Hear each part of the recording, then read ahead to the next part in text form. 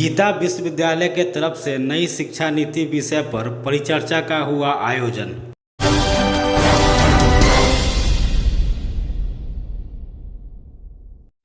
गीता विश्वविद्यालय के तरफ से नई शिक्षा नीति विषय पर रविवार को मारीपुर स्थित एक निजी होटल के सभागार में परिचर्चा का आयोजन हुआ।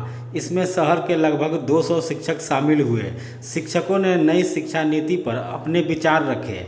शिक्षकों ने परिचर्चा में कहा कि छात्रों को नई शिक्षा नीति समझने की ज़रूरत है, तभी वह आगे अपना भविष्य उज्जवल बना सकेंगे। सरकार की तरफ से शिक्षा नीति में कई तरह के बदलाव किए गए हैं और इस परिवेश में किस तरह की शिक्षा की आवश्यकता है वह समझना भी अति आवश्यक है। परिचर्चा को संबोधित करते हुए गीता यूनिवर्सिटी के प्रोप्राइटर चांसलर अंकुश बंसल ने बताया कि 12वीं के बाद विद्यार्थी और उनके अभिभावक अक्सर परेशान रहते हैं कि क्या कोर्स करें और किस कॉलेज या यूनिवर्सिटी में एडमिशन लें या कैसे वे अपने भविष्य को उज्जवल बना सकते हैं। उन्होंने बताया कि गीता यूनिवर्सिटी क्षेत्र की पहली यूनिवर्सिटी है जो देश की उन अग्रणी यूनिवर्सिटियों में शामिल है जिसने नई एजुकेशन पॉलिसी को लागू किया है। उन्होंने कहा कि नई शिक्षा नीति के तहत छात्र अपने इंटरेस्ट और इंडस्ट्री की ज़रूरतों के अनुसार अपने सब्जेक्ट का चयन करें। उदाहरण के लिए इंजीनियरिंग का स्टूडेंट म्यूजिक या डांस का सब्जेक्ट भी ले सकता है। इस मौके पर अविनाश, पूजा, ऋषभ सिंह, गौरव आदि उपस्थित रहे। Pro chancellor Geeta University Panipat Delhi NCR से हूँ और आज हमने एक मुजफ्फरपुर के अंदर टीचर एसोसिएशन की मीट रखी है, जिसके अंदर हमने जो गीता यूनिवर्सिटी है उसके बारे में हम फर्स्ट ईयर है हमारी गीता यूनिवर्सिटी का। लेकिन अगर मैं बात करूं, गीता यूनिवर्सिटी एक वेंचर है गीता ग्रुप ऑफ इंस्टीट्यूशन का, जो कि 37 साल पुराना ग्रुप है जो दिल्ली NCR में चलता है, जहां पर ऑलरेडी 8000 बच्चे हैं और 700 से ज़्यादा टीचर्स काम कर रहे हैं। गीता यूनिवर्सिटी के अंदर 5 स्कूल भी चलते, गीता ग्रुप ऑफ इंस्टीट्यूशन के अंदर 5 स्कूल भी चलते हैं। बच्चे प्लेवे से लेके पोस्ट ग्रेजुएशन तक बच्चा वहाँ पर 37 साल से पढ़ रहे हैं। और ये गीता यूनिवर्सिटी गीता ग्रुप का नया वेंचर जो 2022 में हरियाणा स्टेट गवर्नमेंट ने जो उसको यूनिवर्सिटी का स्टेटस दिया है, उसको अवेयर करने के लिए आज ये मुजफ्फरपुर के अंदर एक टीचर एसोसिएशन मीट रखी गई है। क्या क्या सुविधाएं हैं आपके यूनिवर्सिटी में? मैं ग्रुप की अगर बात करूँ तो ग्रुप में भी पहले बहुत सुविधाएं थी और यूनिवर्सिटी जो लॉन्च की गई है इसके अंदर ये मल्टी डिसिप्लिनरी यूनिवर्सिटी है, जिसके अंदर 12 स्कूल्स हैं, जिसके अंदर 70 से ज़्यादा कोर्सेज चलाए जा रहे हैं। कोर्सेज अगर मैं बात करूँ तो engineering, management, pharmacy, law, hotel management, agriculture, forensic science, interior design, nutrition and dietetics. तो कोई भी अगर आप कोर्स का नाम लेंगे वो सभी कोर्सेज चलाए जा रहे हैं और PhD भी इसके अंदर चलाई जा रही है। पुअर स्टूडेंट के लिए क्या सुविधाएं दी जाएगी? पुअर स्टूडेंट के लिए कुछ तो स्कॉलरशिप रखी है हमने उसके अंदर। जो एक स्कॉलरशिप है जो 12वीं के बेस के ऊपर है।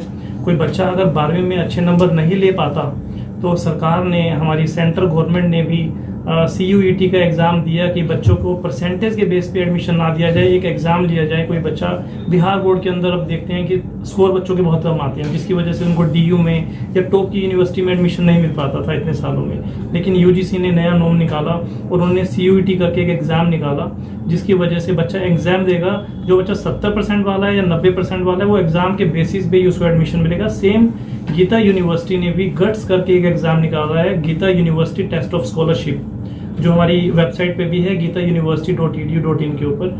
बच्चा वहाँ पर जाकर फॉर्म फिल कर सकता है। अगर किसी की परसेंटेज कम है तो उस परसेंटेज के बेसिस पे उसको डिपेंडेंट नहीं रहना पड़ेगा। एग्जाम देके अपनी तैयारी करके उसके बेसिस पे उसको स्कॉलरशिप देगी। 100% तक की स्कॉलरशिप बच्चों को दी जा रही है। तीसरा, नेशनल, अगर कोई बच्चा इंटरनेशनल प्लेयर है, नेशनल प्लेयर है, प्लेयर के बेसिस पे भी दी जा रही है। कोविड में अगर किसी के पेरेंट्स या किसी के साथ ऐसा कुछ हादसा हुआ उनके बच्चों को भी दी जा रही है। इस तरह की स्कॉलरशिप है। उसके अलावा एक सबसे बड़ा हमने सुविधा दी है, बिहार गवर्नमेंट ने जैसे क्रेडिट कार्ड की एक सुविधा दी है, तो हमने उसको मद्देनजर रखते हुए एक लोन सुविधा अपनी यूनिवर्सिटी में प्रोवाइड करी है, जिसके अंदर हमने एक जोड़ो करके कंपनी है जिससे टाई अप किया है। बच्चा अगर एक साथ पैसा देने में असमर्थ है तो उसके लिए वो अपनी इंस्टॉलमेंट EMI दे सकते हैं मंथ वाइज। बच्चे के पेरेंट्स के ऊपर उसमें बर्डन नहीं रहेगा और वो उस फीस को डिपॉजिट करवा सकता है। बिहार में कहाँ आपके ब्रांचेस है?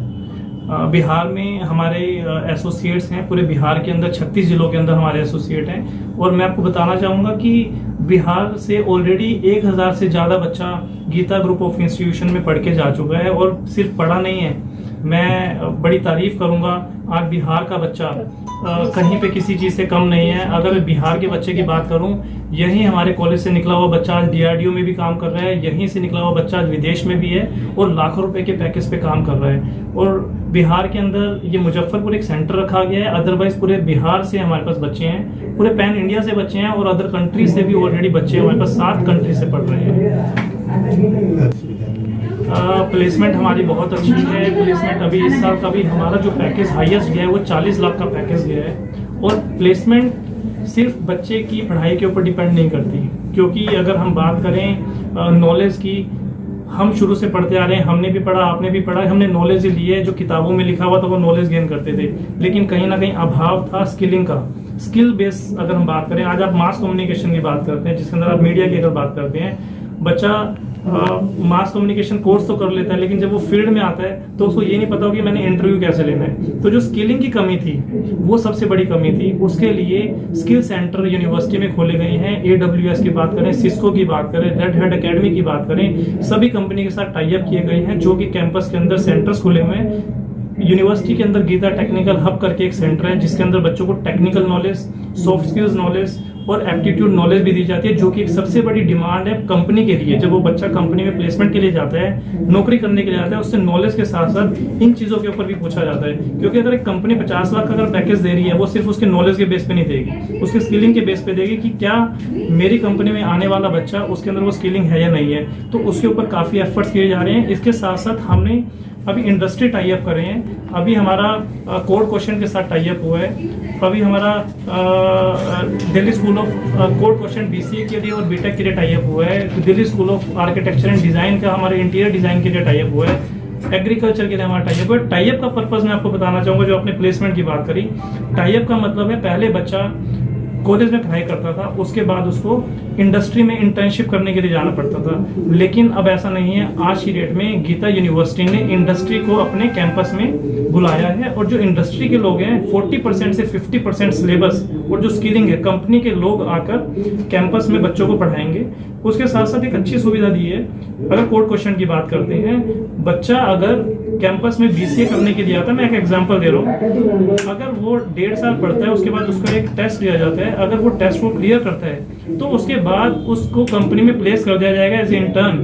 उसमें 10,000 रुपये बच्चे को पर मंथ उसको स्टाइपेंड मिलेगा, और इवन 3rd ईयर की जो फीस होगी बच्चे की, वो कंपनी ही पे करेगी, बच्चे को अपनी पॉकेट से पे नहीं करना। और उसके बाद बच्चा फाइनल ईयर के बाद अच्छी सैलरी पैकेज पे उसी कंपनी में प्लेस हो सकता है। तो इस तरह की अपॉर्चुनिटी जो प्लेसमेंट की है वो बच्चों को दी जा रही है।